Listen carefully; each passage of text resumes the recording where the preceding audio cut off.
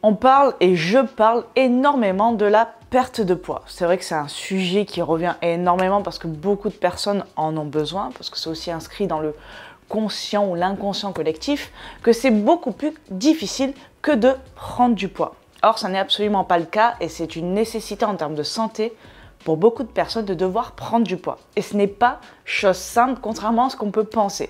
Voilà, vraiment, c'est quelque chose qui peut s'avérer très difficile et surtout lorsqu'on veut faire ça de façon saine. Je te rappelle qu'une personne en sous-poids est autant en mauvaise santé qu'une personne en surpoids. Ce que je dois te préciser avant tout, c'est si jamais ton blocage est plus mental, je dirais si par exemple tu souffres d'anorexie ou de choses comme ça, mes conseils, tu peux les appliquer, mais il faut savoir qu'il y a un autre travail à faire qui est vraiment un accompagnement par un thérapeute qui t'aidera à débloquer tout ça parce que c'est des stratégies, on les connaît généralement, mais on a du mal à les mettre en place. Donc on y va pour mes meilleurs conseils pour prendre du poids sainement, sans pour autant se péter le bide à chaque repas, parce que généralement, si on n'y arrive pas, c'est qu'on n'a pas un énorme appétit. C'est parti.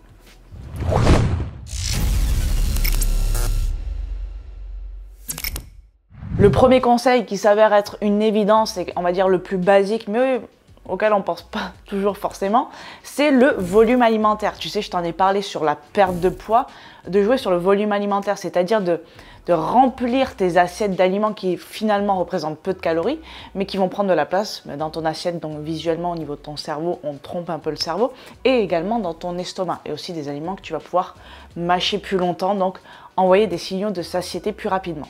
Pour prendre du poids, à l'inverse, on va jouer sur des aliments qui représentent peu d'espace dans ton assiette et dans ton estomac, mais en revanche plus de calories. Évidemment, on va miser sur les lipides, tout ce qui est bon gras, tout ce qui est oléagineux, noix, noisettes, amandes, ces choses-là. Assaisonner, ne pas hésiter à assaisonner avec de l'huile d'olive, de l'huile de coco. Si tu aimes le beurre, des choses comme ça, ne pas hésiter à en rajouter dans tes cuissons, dans tes salades, parce que ça va remonter tes calories sans pour autant prendre de la place dans ton estomac, et c'est absolument ce qu'on cherche à faire lorsqu'on cherche à prendre du poids sans se péter le bide comme je te l'ai dit, parce que c'est pas... Le deuxième conseil va être de boire tes calories. Alors je te dis pas de te diriger vers des sodas, parce que ce qu'on veut également c'est combler tous nos apports en macro et micronutriments. Donc ce que tu peux faire, c'est des milkshakes ou des smoothies avec des fruits, avec du lait, des laits végétaux, peu importe ce que tu consommes.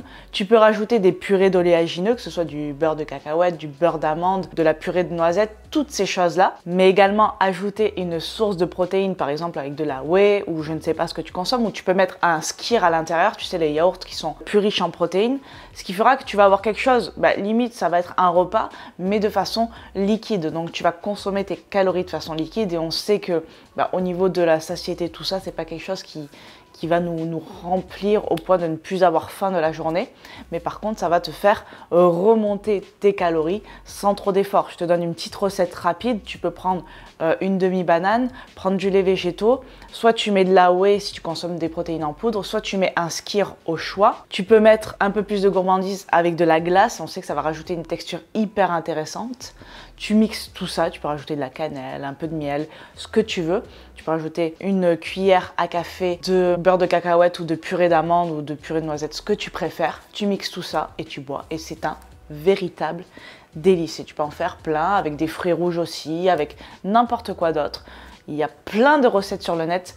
Vas-y, fonce. Voilà, bois tes calories et je te dis pas de te diriger évidemment vers des sodas. Mon troisième conseil va être de manger froid. Je t'en ai parlé dans une précédente vidéo sur la perte de poids où je te disais que manger froid, c'était quelque chose qui nous rassasiait pas forcément. Donc, à éviter quand on veut perdre du poids, mais quand on veut prendre du poids, c'est intéressant. Pourquoi manger froid? Ça nous fait cet effet-là. Alors, il y a une chose déjà, c'est que ça va engourdir les papilles. Donc, on va moins avoir de saveur dans la bouche. Et donc, qui dit moins de saveur, dit peut-être un peu moins de plaisir, mais aussi moins de signaux envoyés au cerveau des aliments qu'on déguste. Donc, il y a ça, mais il y a aussi le fait que souvent, je t'avais dit, ce sont des salades et on va mettre beaucoup de variétés dans une assiette. Et plus il y a de variétés, et plus ça va augmenter l'appétit. Donc, on va avoir tendance à manger plus. Donc, ne pas hésiter aussi, si tu veux, prendre du poids. Donc en plus, les beaux jours arrivent, il est beaucoup plus simple de manger froid. Si c'est quelque chose que tu aimes, n'hésite pas à le faire si tu as besoin de prendre du poids. Le quatrième conseil, c'est d'utiliser une paille. Alors, ça peut paraître bizarre, et j'en ai jamais parlé concernant la perte de poids, mais un peu Via le même système que de manger froid, le fait d'utiliser une paille, en fait, nos papilles gustatives ne vont pas forcément trop être en contact avec les saveurs. Et donc, encore une fois, moins de signaux envoyés au cerveau, moins de satiété, plus d'appétit par la suite, donc plus facile de manger plus. Après, je dis pas, hein, tu peux réussir à perdre du poids en prenant des pailles, hein, c'est ok. Mais ce que je veux dire, c'est que ça peut être une stratégie à utiliser. Quand tu te fais un smoothie, comme on l'a vu précédemment, tu peux le boire avec une paille. Ça va en plus de ça te permettre de...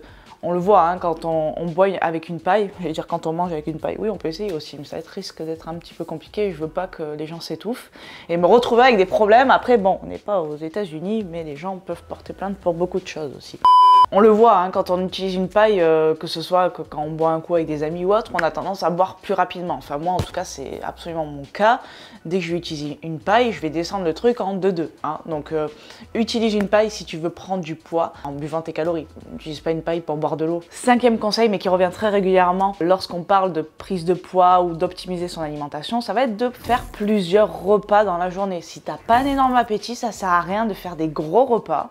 On préfère rajouter des snacks dans la journée, c'est ok, mieux vaut faire des plus petits repas plusieurs fois que de faire des gros repas qu'on a du mal à digérer, où on se sent mal et où on ne prend pas de plaisir. L'idée c'est toujours d'avoir une alimentation qui nous fait plaisir et que ce soit sain pour notre corps et notre esprit. 6e et dernier conseil, on évite les aliments 0%. Évidemment, c'est pas l'idée, hein. On cherche à consommer plus de calories, donc si tu consommes des aliments 0%,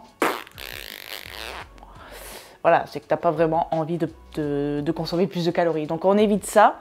Hein, on mise, généralement c'est tout ce qui est yaourt, laitage, etc. En plus, on peut y retrouver du bon gras. Donc on consomme les choses à donf. Les 0%, on oublie, on laisse tomber, on se fait plaisir toujours. Donc on évite aussi ces aliments ou toutes ces choses low carb, toutes ces choses low calories, etc. On se met vraiment dans un mode où on cherche à avoir l'alimentation la plus optimisée, que ce soit en termes de calories, de macros et de micronutriments, parce que oui, on peut prendre du poids de façon saine et durable, surtout. Et j'ai regroupé ici mes meilleurs conseils. Dis-moi dans les commentaires si tu es concerné par ce sujet, si c'est quelque chose de difficile pour toi. Je sais que ça l'est pour beaucoup de personnes. D'ailleurs, quand je croise des personnes, souvent on me dit « Claudia, tu traites souvent la perte de poids, mais peu la prise de poids. » Je l'ai fait, c'est vrai, mais à côté de la perte de poids, c'est extrêmement peu. Donc, n'hésite pas à me dire dans les commentaires ce que tu en penses. Si tu as d'autres questions à ce sujet, je suis là, je suis avec toi, je te réponds. Je te dis à très vite dans une prochaine vidéo et en attendant, je t'envoie plein de good vibes. Ciao!